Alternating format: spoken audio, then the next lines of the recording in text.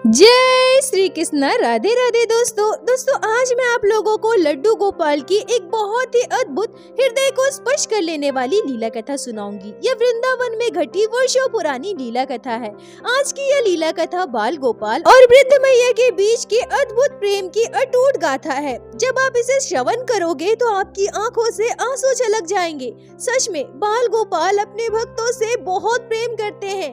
भक्तों की आंखों के आंसू, भक्तों को होने वाले दुखों को हमारे लड्डू गोपाल कभी भी सहन नहीं कर पाते हैं। बस आपकी श्रद्धा भक्ति, आपका विश्वास लड्डू गोपाल पर अटूट होना चाहिए। आज की यह लीला कथा इस बात का एक और प्रमाण देगी। आप सभी से नम्र निवेदन है कि कृपया आज की इस लीला कथा को आंखें बंद करके पूर्ण विश्वास भाव के साथ श्रवण कीजिएगा। आप सभी को बड़ा ही आनंद आएगा, दिल को छू जाएगी। और दोस्तों यह लीला कथा हमें हमारे गुरु जी ने सुनाई है। दोस्तों हम कुछ दिनों पहले मायापुर स्कॉन गए थे। लीला कथा को श्रवण करते हुए आप लोग मायापुर स्कॉन की वीडियो भी देखते रहना। दोस्तों आज की यह लीला कथा वर्षों पुरानी वृंदावन से सटे एक गांव की है, जहां एक बाबा और मैया रहा करते थे। बाबा मैया स्वभाव से बहुत ही अच्छे थे, जाति से ब्राह्मण थे। बाबा पूजा पाठ करते थे, घर घर जाकर, गांव-गांव जाकर लोगों के घर अनुष्ठान संपन्न करवाते थे। भगवान पर मैया बाबा की आस्था बहुत ही प्रबल थी। मैया बाबा भगवान श्री कृष्ण के परम भक्त थे। हमेशा मैया बाबा के मुख पर कृष्ण कृष्ण कृष्ण नाम जाप चलता रहता था। उनके पास बहुत ज्यादा धन तो नहीं था, पर जितना था उसी में मैया बाबा संतुष्ट थे। परंतु उनके जीवन में बस एक ही कमी थी, उन्हें कोई संतान नहीं थी। इस वजह से मैया बाबा कभी कभी बहुत परेशान हो जाते थे, दुखी हो जाते थे। वो सोचते थे कि जब तक हम चल फिर रहे हैं, घर घर जाकर पूजा पाठ कर रहे हैं, तब तक तो ठीक है, परंतु हमारे बुढ़ापे में हमारा सहारा कौन बनेगा, हमारी देखभाल कौन करेगा। दोस्तों गांव वालों में भी कुछ लोग ऐसे होते हैं जो लोगों को ताने देते हैं। मैया बाबा के साथ भी ऐसा ही होता था। कई लोग ऐसे भी होते थे जो उन्हें ताना देते थे, कहते थे अरे मैया बाबा तुम लोग तो बूढ़े हो जाओगे और तुम्हारी देखभाल कौन करेगा। अरे जब मर जाओगे तो तुम्हारी चिता को अग्नि कौन देगा। तुम इतनी पूजा पाठ करते हो, भगवान की भक्ति करते हो, इसके बाद भी तुम्हें संतान नहीं है, फिर ऐसे पूजा पाठ करने का, भगवान की भक्ति करने का क्या फायदा। मैया बाबा जब इतने सारे ताने सुनते थे तो उन्हें बहुत बुरा लगता था।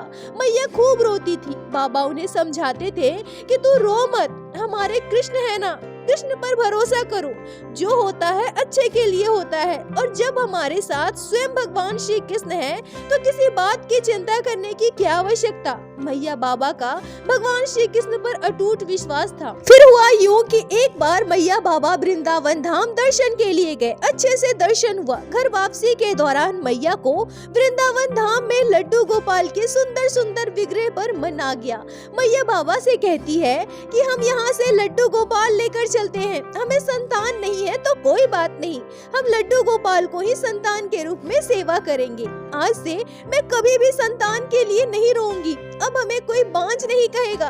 लड्डू गोपाल हमारे संतान है, हम उनके माता पिता है। यह कहकर मैया बाबा वृंदावन धाम से लड्डू गोपाल के श्री विग्रह को लेकर आते हैं और पूरे श्रद्धा भाव से उनकी सेवा करते हैं। अब गांव वाले उन्हें यह कहकर और परेशान करने लगे, ताने देने लगे कि देखो देखो संतान नहीं है तो भगवान की मूर्ति को लेकर आए और ये क्या नौटंकी करते रहते हैं। भगवान की मूर्ति को सजाते हैं, संवराते हैं, अपनी संतान मानते हैं। भला ऐसा कैसे हो सकता है। भगवान क्या कभी किसी के संतान हो सकते हैं। भगवान तो भगवान है ना। अब इन लोगों को कौन ही समझाए। इतने ताने सुनने के बाद भी मैया बाबा कभी किसी को कोई जवाब नहीं देते थे। मैया बाबा अपने लड्डू गोपाल से बहुत प्रेम करते थे, संतान रूप में उनकी सेवा करते थे। हरे कृष्ण हरे राम नाम का जाप करते थे, कृष्ण कृष्ण नाम का जाप करते थे, राधे राधे नाम का जाप करते थे। अपने कान्हा के पास बैठकर कीर्तन किया करते थे, भजन किया करते थे। ऐसे ही समय बीत रहा था। मैया बाबा की शादी को 13 वर्ष बीत गए थे। लड्डू गोपाल को उनके घर आए हुए लगभग 5 वर्ष होने वाले थे। मैया बाबा ने अपना सर्वस्व अपने कान्हा को सौंप दिया था। अब उन्हें अपने जीवन में किसी चीज की अपेक्षा नहीं थी, अपने संतान की कोई चाह नहीं थी। परंतु हमारे कान्हा तो सर्वेश्वर है, वो भला भक्त को दुखी कैसे देख सकते हैं। उनके भक्त का कोई उपहास उड़ाए, ये हमारे लल्ला कभी भी बर्दाश्त नहीं कर सकते। बस भक्त को धैर्य रखने की आवश्यकता है। लड्डू गोपाल की ऐसी कृपा हुई कि शादी के लगभग 15 वर्ष के बाद मैया गर्भवती हुई और मैया ने एक पुत्र संतान को जन्म दिया। वो कहते हैं ना, जब सारे दरवाजे बंद हो जाते हैं, इंसान की अपेक्षाएं, आशाएं सब समाप्त हो जाती है। वो अपना सब कुछ अपने सर्वेश्वर, अपने ठाकुर जी पर समर्पित कर देता है। तब हमारे लड्डू गोपाल चमत्कार करते हैं और लड्डू गोपाल के इस चमत्कार से मैया बाबा बहुत प्रसन्न थे। मैया बाबा लड्डू गोपाल को अपनी प्रथम संतान मानते थे। अपने दोनों संतान से मैया बाबा खूब प्रेम करते थे, खूब लाड लड़ाते थे। बड़े ही प्रेम से मैया बाबा अपने बेटे का पालन पोषण करने लगे, अच्छे से पढ़ाया लिखाया। उनका बेटा बड़ा हुआ, बेटे की शादी हुई, घर पर बहू आई, पूरा परिवार खुशहाल था। परंतु उनका बेटा स्वभाव से थोड़ा कुटिल था। उन्हें पूजा पाठ करना, भक्ति करना बिल्कुल भी पसंद नहीं था। इतने अच्छे भक्त परिवार में जन्म होने के बाद भी उनके बेटे को भगवान पर विश्वास नहीं था। वो कभी मैया बाबा के साथ पूजा पाठ नहीं करता था, ठाकुर जी को नहीं मानता था। इसी बीच बाबा की तबीयत खराब हो गई और वो स्वर्ग सिधार गए। जब तक बाबा जिंदा थे, मैया को, उनके बेटे बहू को कभी किसी चीज की दिक्कत नहीं हुई। पर बाबा के मृत्यु के बाद घर पर कमाने वाला कोई नहीं था। अब पूरा परिवार का भार उनके बेटे पर आ गया था। जैसा कि मैंने बताया, बाबा जाति से ब्राह्मण थे, घर घर जाकर पूजा पाठ अनुष्ठान करवाते थे। परंतु उनके बेटे को यह सब कार्य बिल्कुल भी पसंद नहीं था। मजबूरी में घर चलाने के लिए कभी कभार दूसरों के घर पूजा पाठ करने, अनुष्ठान करवाने चले जाते थे। पर अब वो अपने बूढ़ी मैया को हमेशा ताने देने लगा, कहने लगा कि तुम लोगों ने हमारे लिए किया ही क्या है। अरे बाबा तो पूजा पाठ करते थे, परंतु उन्हें सोचना चाहिए था ना कि उनका बेटा क्या करेगा। मैं इतना पढ़ लिख कर ये सब करूँगा क्या? मुझे ये सब बिल्कुल भी पसंद नहीं है, परंतु क्या करूँ, तुम लोगों ने मेरे लिए किया ही क्या है। अगर कुछ और मेरे लिए किया होता, थोड़े बहुत जमीन जायदाद होते, कुछ अच्छा व्यापार होता, तो मुझे लोगों के घर घर जाकर पूजा पाठ करना नहीं पड़ता। इतने से पैसे में मैं क्या करूं? इतने से पैसे में किसी का घर कैसे चल सकता है? मेरी शादी हुई है, मेरी बीबी है, कल को बच्चे होंगे, मैं घर कैसे चलाऊंगा? ऊपर से तुम्हारा खर्च भी चलाना है। इतना पूजा पाठ करती हो, उसका भी खर्च है, ऊपर से लड्डू गोपाल की सेवा करती हो, मैं इतना सब कुछ नहीं कर सकता। बेटे के मुंह से ये सारी बातें सुनकर मैया बिल्कुल टूट गई। उन्होंने कभी सोचा भी नहीं था, कभी कल्पना नहीं की थी कि जिस बेटे के लिए उन्होंने इतनी तपस्या की, लोगों के ताने सुने, भगवान के आगे इतनी रोई, इतनी गिड़गिड़ाई, बेटे की हर जरूरत को पूरा किया। बाबा ने इतनी मेहनत की, इतने प्रेम से दोनों पति पत्नी ने मिलकर बेटे को पढ़ाया लिखाया, उसका पालन पोषण किया। आज वो बेटा बड़ा होकर ऐसी बातें कर रहा है, अपनी बूढ़ी माँ का अपमान कर रहा है, उन्हें ताने दे रहा है। मैया बिल्कुल टूट गई थी, परंतु उन्होंने सब कुछ अपने सर्वेश्वर, अपने लड्डू गोपाल को सौंप दिया था।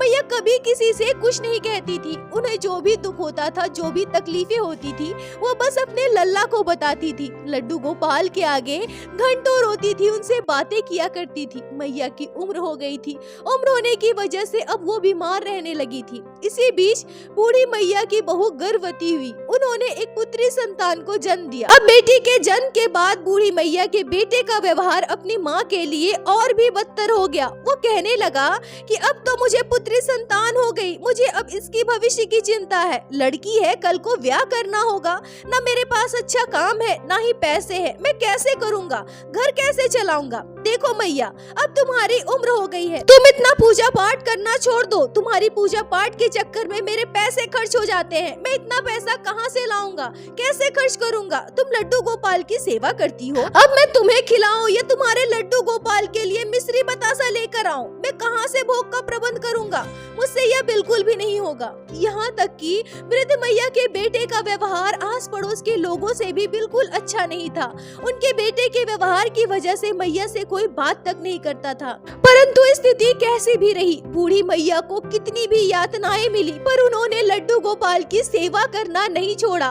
उनसे जैसा होता था वो बाल गोपाल की सेवा वैसे ही करती थी। लड्डू गोपाल के आगे खूब रोती थी, कहा करती थी कि हे मेरे गोपाल, अब तुम्हारे बाबा नहीं है, मैं तुम्हें अच्छे अच्छे भोग नहीं लगा पाऊंगी। मेरे पास जो मिश्री बतासे है मैं उसी का भोग लगाऊंगी। लल्ला, तू मेरा लल्ला है ना गोपाल, लोग तुझे 56 भोग का प्रसाद खिलाते हैं, पर तेरी मैया तुझे जो खिला रही है तो उसी में संतुष्ट रह गोपाल। पर मुझे कभी खुद से दूर मत करना, मुझसे कभी अपनी सेवा मत छीनना गोपाल। समय बीतता रहा, मैया के ऊपर उनके बेटे का अत्याचार और बढ़ने लगा। इसी बीच उनके बेटे ने एक योजना बनाई।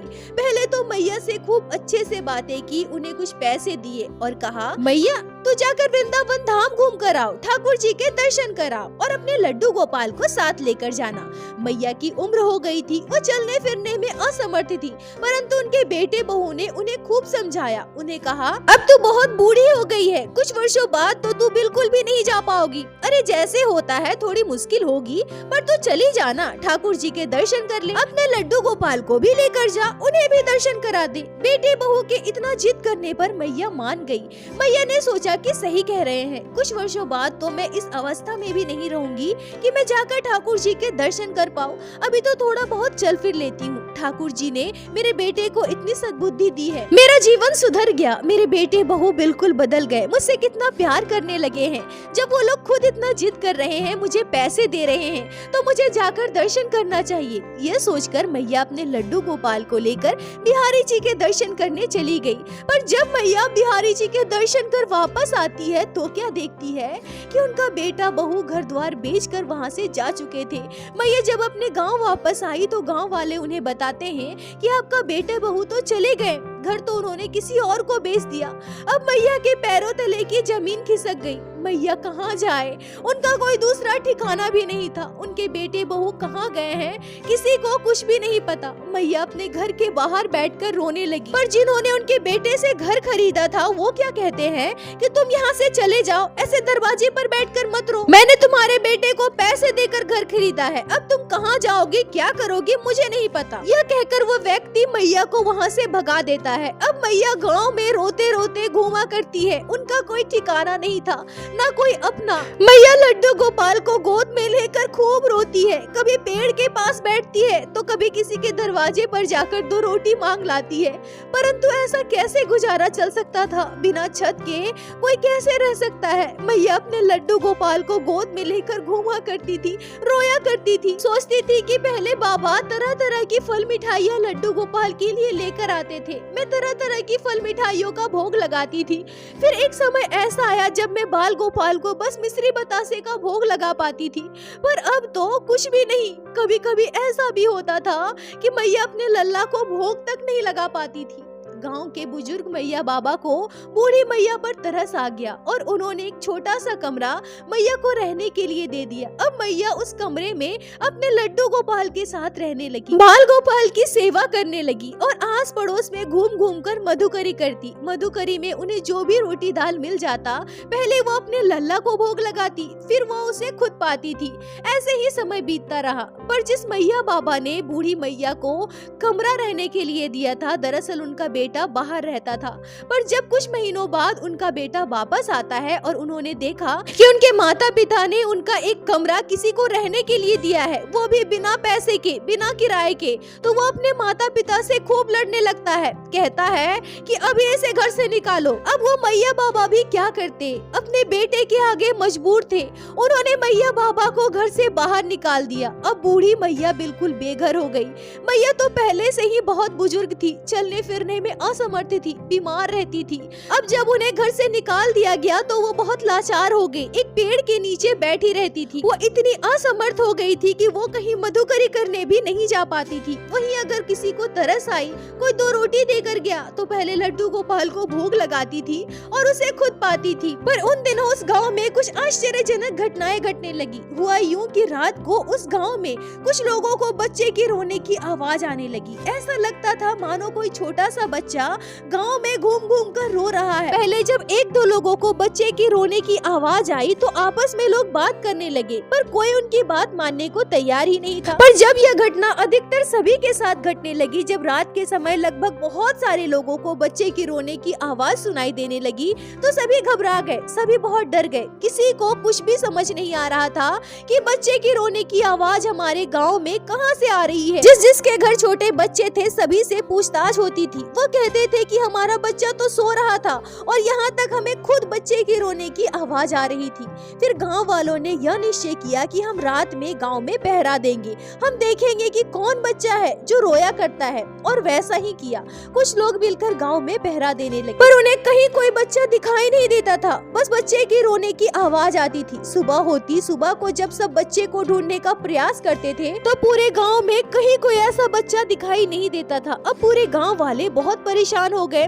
कईयों को ऐसा लगने लगा कि कोई भूत प्रेत का साया है। और सबसे अनोखी बात और आश्चर्यजनक बात तो यह थी कि वो बच्चा कुछ बोल कर रोया करता था। क्या बोलता था किसी को समझ नहीं आता था और वो बच्चा ब्रिजभाषा में रोता था, परंतु लोग यह समझ पाते थे कि वो बच्चा जो भी बोल रहा है ब्रिजभाषा में बोल रहा है। गांव वृंदावन के पास था, परंतु उस गांव में ब्रिजभाषा बोली नहीं जाती थी। लोगों को अब ऐसा लगने लगा कि हो सकता है पड़ोस के गांव वृंदावन से कोई बच्चा आया हो। कुछ लोग वृंदावन गए, वहां पता किया, पर वहां से कोई बच्चा गायब नहीं हुआ था। अब पूरा गांव और परेशान हो गया। लोग डरने लगे। कभी कभी लगता था कि कोई नकारात्मक ऊर्जा भूत प्रेत का साया है, फिर कभी यह लगता था कि ऐसा कैसे हो सकता है, हमें कभी कोई दिखाई क्यों नहीं देता। बस बच्चे के रोने की आवाज वो भी ब्रिजभाषा में सुनाई देती है। इधर मैया की स्थिति दिन प्रतिदिन और बिगड़ती जा रही थी। लोग यह सोचते थे कि ये मैया तो पेड़ के नीचे अकेली रहती है, क्या इन्हें डर नहीं लगता। पर मैया को दुनियादारी से कोई मतलब नहीं। वो दिन रात लेटे लेटे अपने लड्डू गोपाल के साथ कीर्तन करती थी, नाम जाप करती थी। उनके शरीर में ताकत नहीं था, फिर भी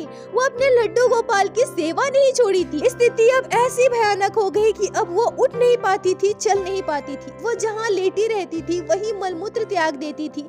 इस वजह से गांव वाले भी अब उन्हें रोटियां देने नहीं आते थे, कोई भी उन्हें मधुकरी नहीं देता था। गांव की कुछ महिलाएं जब आती जाती बूढ़ी मैया को ऐसे पड़ी देखती थी, उन्हें बहुत तरस आ जाती थी, तो कभी कभार 2-4 रोटियां लाकर वहाँ रख जाती थी। मैया इतनी दयनीय स्थिति में थी, पर फिर भी कभी लड्डू गोपाल को खुद से अलग नहीं किया। लोग कहते थे कि मैया अब तू अशुद्ध अवस्था में रहती है, लड्डू गोपाल को खुद से दूर कर दे, हमें दे दे, हम नदी में विसर्जित कर देंगे। ऐसे अशुद्ध अवस्था में लड्डू गोपाल को स्पर्श नहीं करते।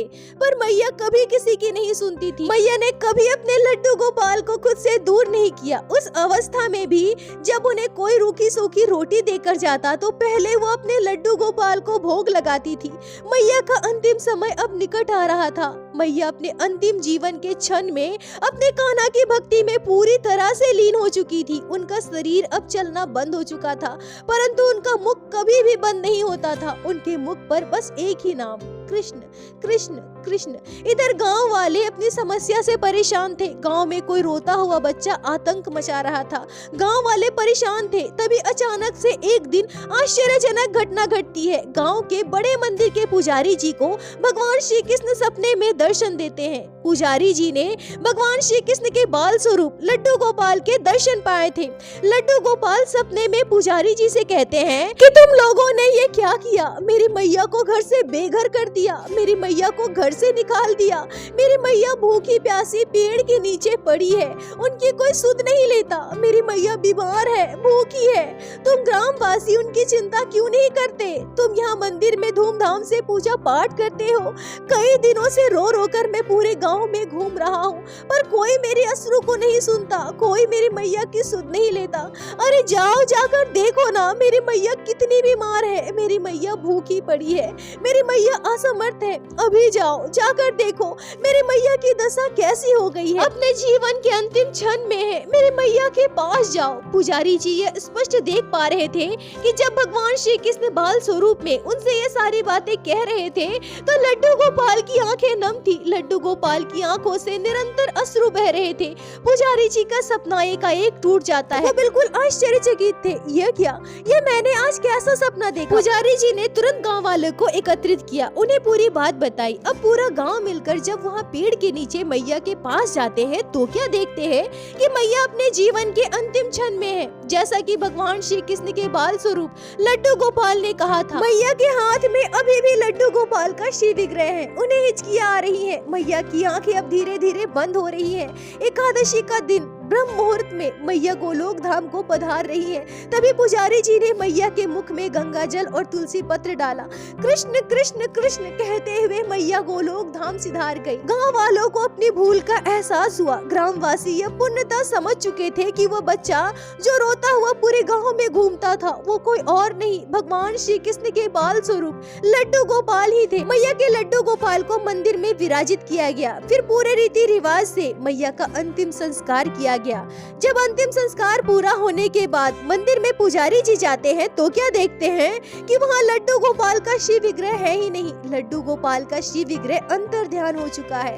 पुजारी जी समझ जाते हैं कि जब मैया ही नहीं है तो उनके लड्डू गोपाल की सेवा हम कर सके इतनी सामर्थ्यता हम में नहीं है। लड्डू गोपाल में साक्षात प्राण थे। मैया गोलोक धाम सिधार गई। अब लड्डू गोपाल भी भगवान श्री कृष्ण में विलीन हो गए। दोस्तों, यह लीला कथा आप सभी को बताते हुए मेरी आंखों से आंसू आ रहे हैं। ऐसे भक्तों के चरणों में मेरा कोटि कोटि प्रणाम। ऐसे भक्तों के चरणों के मैं धूल बन पाऊं। अगर मैया की भक्ति की एक बूंद भी मेरे अंदर आ जाए तो मैं अपने आप को सौभाग्यशाली समझूंगी। हे मेरे लड्डू गोपाल, हे मेरे श्याम सुंदर, मुझे भक्ति प्रदान कीजिए। मैं आपके चरणों की दासी बनकर सदा रह सकूं।